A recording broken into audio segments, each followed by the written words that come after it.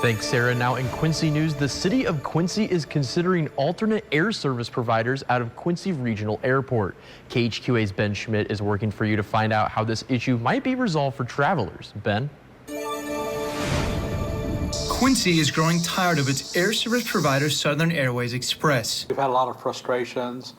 My office has received a lot of calls from passengers that have missed connecting flights because the plane was delayed 20 minutes, 30 minutes, 60 minutes, 2 hours, all in the same day. Quincy Regional Airport has been using Southern Airways Express since December 2022. The airport signing a 4-year contract paying over $4 million a year.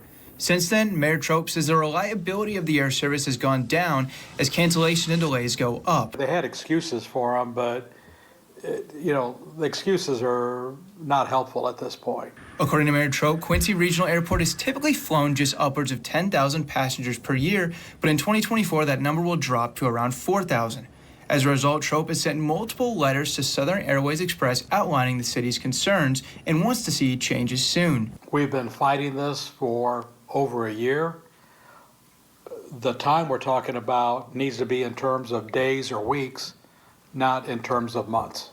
In the meantime, Trope and the City Council has made a request to the Department of Transportation to look at finding a different airline to service Quincy, an airline that may benefit Mickey Cousin, who runs the Travel House of Quincy, a local travel agency, who's been dealing with frustrated clients. These are my clients that they're treating that way. I mean, I've even been at the brunt of that same experience, where I was left behind and stuff like that. Cousin says she is no longer sending her clients out to Southern Airways Express for flights. And I used to say we need to have these people out there at the airport because otherwise we might as well just pull up the concrete and plant corn and beans, okay?